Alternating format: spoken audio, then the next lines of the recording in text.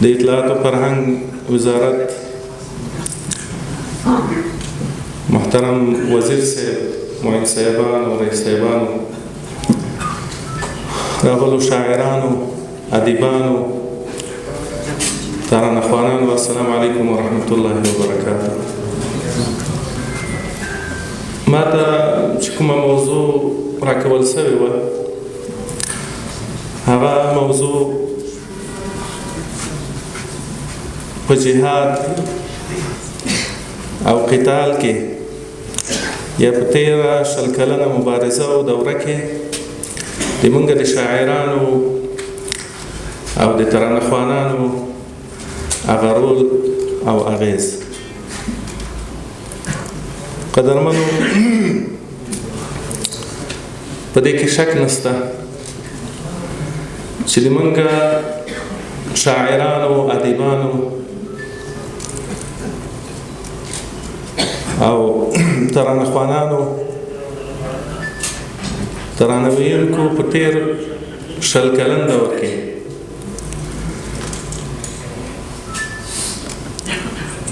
هغه خپل رسالت هغه په پوره توګه باندې ادا کړ.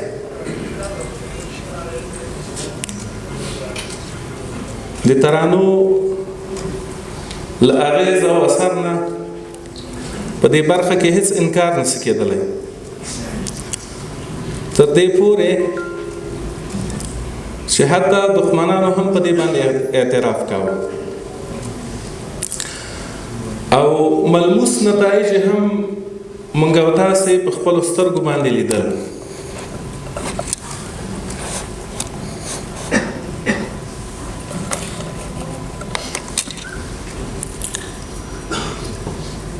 وړاندې له دې نه زه دا ښه ګڼم چې په نبوي دور کې یا نبوي عصر کې داسې یو څو بېلګې او یو څو نمونې د تاسو په وړاندې باندې کېږدم او بیا به د خپل حالت له هغې سره پرتله کړو.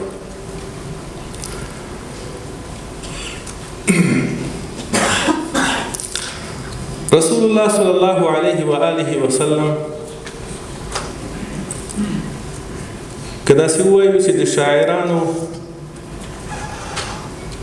او د ترانه ویونکو یو ټیم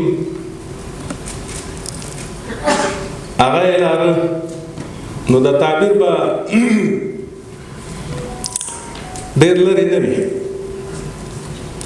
مثلا که موږ او تاسې ورځو، حسان ابن ثابت رضی الله تعالی عنه د رسول الله صلی الله علیه وسلم شاعر. رسول الله صلی الله علیه وسلم خطیب چې ثابت ابن قیس ابن شماس رضی الله تعالی عنه او شاعر حسان ابن ثابت رضی الله تعالی عنه رسول الله صلی الله علیه وسلم نه اجازه وغوښتله، یا رسول الله ما ته اجازه وکړه چې زه د مشرکانو حج وکړم، مذمت یې وکړم. رسول الله صلی الله علیه وسلم ورته ویل ډېره ښه ده، خو یوه خبره ده، فکیف بنسبي، ما نسب به څنګه سي؟ زه خو هم د دې قریشو له جملې نه یم. نو داسې نه وي چې ته حج وکوې او په دې کې خدای نه خواسته په د ما حج وهم درنه وسي. نو حسان بن ثابت رضی الله تعالی عنه ورته ویل یا رسول الله لأسلنک منهم، یا رسول الله زه به تا له دې حج نه داسې باسمه لکه څنګه له وړو نه ویښته ویستل کېږي.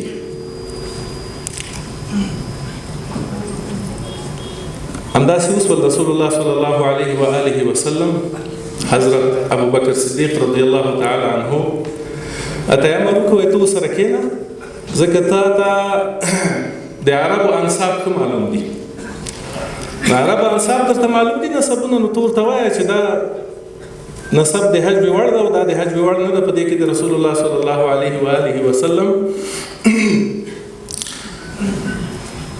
هغه نسب ته یو صدمه رسېږي، نو په دې خاطر باندې هماغه ورسره کېناست او بیا رسول هغه حسان بن ثابت رضی الله تعالی عنه د قریشو او د کفارو هجو کوله مذمت ذکر کاوه. حتی ګوري رسول الله صلی الله علیه و آله وسلم خپل شاعران دې ته هڅول چې تاسو د قریشو حج وکوئ، مجاهدین جهاد ته هڅوئ، د شهادت انګیزه ورکوئ. مثلا کله چې د آیات کریمه اعوذ بالله من الشیطان الرجیم والشعراء يتبعهم الغاوون ألم تر أنهم في كل وادي يهيمون وأنهم يقولون ما لا يفعلون. دا آیات کریمه شکل نازل سو کعب بن مالک رضی الله تعالی عنه چې شاعر د رسول الله صلی الله علیه وسلم نبی کریم صلی الله علیه و آله وسلم تراغه و یا رسول الله زه خو نور شعر نه وایم. ولې؟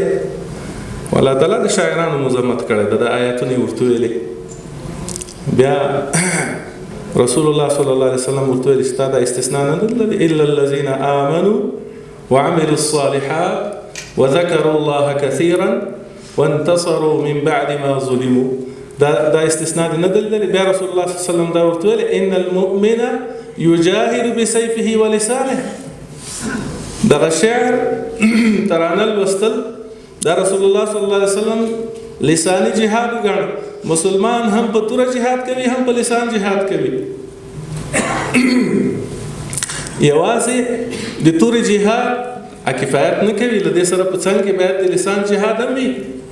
او حتی دا یې ورته ویلې چې قسم په الله لهي اشد عليهم من وقع النبل. د غشو له ګزارونو نه دغه د شعر ګزار د په مشرکانو باندې بد لګیږي. نو رسول الله صلی الله علیه و آله وسلم کعب ابن مالک لدین رئیسار که چې توس شعر و شاعری هغه مه پرېږده، بلکې دا د یو جهاد په نیت باندې، د یو مبارزې په نیت باندې هغه ته مخ ته ویسه. هیڅ شک نشته چې شعر د یو چا په احساساتو باندې، په مورال باندې، په معنویاتو باندې ډېر لوی اغېز لري. جهاد هلته له مرګ سره لوبې وي، هلته زندان وي، هلته اسارت وي، هلته ستړیا وي، هلته لوږه وي، هلته تنده وي، هلته ستړي مزلونه وي. په دې وخت کې انسان داسې یو چا ته ضرورت لري چې هغه یې وهڅوي، هغه یې مورال لوړ کړي، هغه شهادت ته تشویق کړي، هغه د میدان له پرېښودو نه، له تېښتې نه، شا اړولو نه